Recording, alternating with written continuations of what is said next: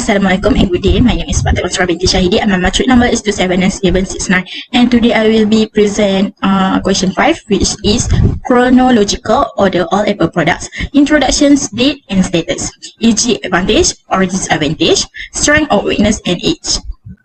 The first Apple product is Apple Ones, and introduction date is in July 1976. Status stood out among others computer because it's enabled using a keyboard, and an ordinary videos monitor alternative of TAs was included in the base price.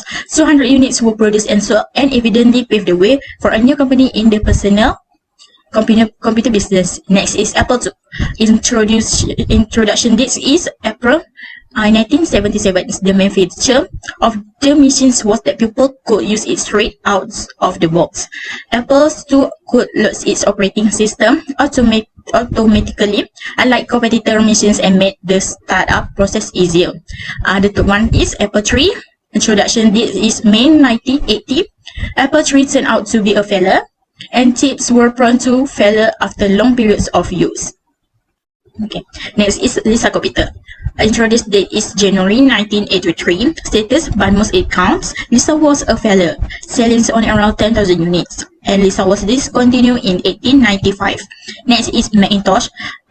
Introduction date is October 1983. Status max low processor speed and a lack of compatible software limited its sales. The Macintosh was succeeded by the Macintosh 8 in the 1988, the Macintosh LCS and the Macintosh LLCI in 1999, the Macintosh ILSI and Macintosh IIFS in 1990, and the Macintosh IIVI and IIVX in 1993. Next is Macintosh Portable. Introduction date is September 1999. The first Macintosh computer could be battery powered and portable. It was received with excitement from critics, but very few were sold. Next product is PowerBook 100 series. Introduction date is October 1991. Status: the modern form factors of portable computers refer to the bolts of hinge between the screens and the keyboards. In their first years on the market, PowerBooks generated over 1 billion in sales and destroyed other competitors in the portable markets. Next is iMac. Year's introduction is in 1999.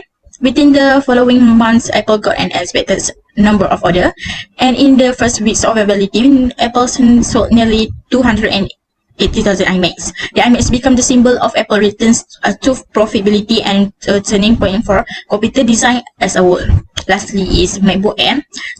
Introduction date is in January 2008.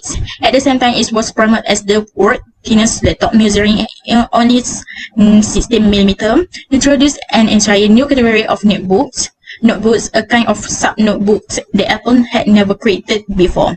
That's all from me. Thank you. Assalamualaikum and a good day, Doctor. My name is Nurul Izzah binti Muhammad Razi, matric number 278028. Next, I'll present question 6, which is about the chronological order of all Apple products in terms of devices. Apple's first product was a laser writer, which was released in 1985. Apple collaborated with Adobe Systems to bring this product to market with the purpose of demonstrating how a computer and printer could be useful in everyday life. Millions of people become home printer when the desktop publishing era arrived. Following that, Apple produced 2 products in 1993, the MessagePad and the Newton. The MessagePad was designed to be a compact, lightweight computer and communicator that structured information and thoughts. New features included an address book, calendar, notepad, and the ability to fax and email when linked into a regular phone line. Then there was Newton, which was the first product to deliver handwriting recognition software to the general public, and it was a huge hit, selling 50,000 units in the first 10 weeks. The handwriting system was also a big issue as it yielded varied results and it was imprecise. Sales begins to dwindle and eventually come to halt. During the next 5 years, Apple managed to sell less than 300,000 Newton devices. Apple released a QuickTake 100 a year later in 1994. Although it was not a commercial success, it paved the way for introduction of digital camera to the market. The device was manufactured in 3 models until it was cancelled in 1997 due to weak sales and a shift in business policy upon Steve Jobs' return. Following that, Apple launched the iPod in October 2001. It took less than a year to create, and it came with a 5 GB hard drive that could store 1,000 tunes in your pocket. The overall sale of digital music player in 1998 were roughly $100 million. Sales were over $4 billion 4 years later. Apple's iPod commanded 75% of the market in this category. In October 2011, more than 300 million iPods have been sold by Apple. The iTunes Store, which released in April 2003 with 200,000 songs priced at $0.99 apiece, went on to sell more than 50 million songs in the first year. With iTunes U, which allows universities to share media files with students and the wider public, it continues to grow at a breakneck pace. After 2 years, in 2005, Apple released a new iPod. They released the first iPod which could play movies, TV shows, and music videos. Apple released the Apple TV the following year in 2006. It let customers to stream videos and TV shows that they had already purchased from the iTunes Store to their television. Due to its expensive price and limited functionality, the gadget has not been as successful as the iPod. The iPhone was introduced in January 2007. It was priced $399, which was unusually low in the industry. It has been updated on an annual basis for the past 5 years and is currently in 5th version. Many iPhone killer goods appeared on the market in 2008, challenging but not winning battle. After that, Apple shipped its 100 million iPhone in 2010, and there have been no obvious iPhone killers on the market since then, as the product continues to sell well. The iOS App Store launched in July 2008. Developers had already created over 600 apps that took advantage of the iPhone device in fascinating new ways a month after the software development kit was introduced, giving both monetary motivation and creative idea to new developers. On December 12, 2011, the iOS App Store had over 500,000 apps available, with customers downloading over 18 billion apps. After that, on January 27, 2010, Apple released the iPad. It was a multi-purpose mobile device that could be used to browse the web, read and send email, view photos, watch movies, listen to music, play games, and read the ebooks, among other things. Apple had a 75% market dominance in the tablet market by the end of 2010, having sold more than 14 million iPads worldwide in less than a year. A year later, on March 2, 2011, Apple released iPad 2. The majority of these devices cost more than $1,000, ran on Windows, and included a pen. Furthermore, they only represented 1% of the PC market. In 2011, there are iPod Shuffle, iPod Nano, iPod Classic, iPod Touch, Apple TV, iPhone, and iPad. These products accounted for more than 70% of the company's 2011 sales and have allowed it to develop at an exponential rate in recent years. That's all from me. Thank you.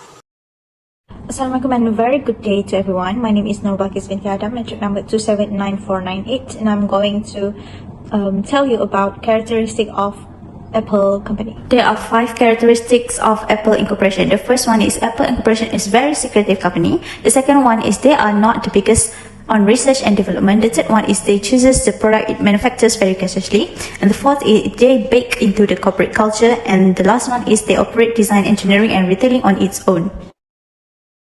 As a result of the several reports reviewed above, Apple is considered to be one of the world's most innovative companies. There are, however, 2 key considerations to mention here. First and foremost, Apple is a very secretive organization. Only staff aware of how the organization operates and how its items are selected. Secondly, Apple does not spend the most or even one of the most on research and development compared to its competitors. The research and development budget of Apple's including is merely 2.7% of total revenue, according to Jaroslawski and DeHoff. Jobs reiterated that remark at G8 conference in 2010, adding that Apple is a corporation that does not have the most resources, according to Paskowski, and the way we have been successful is by being really selective about which horses we ride. So the third characteristic based on the statement is that we may infer that Apple chooses the products that it manufactures with great care and does not immediately implement every new concept that is brought to the table by the customers.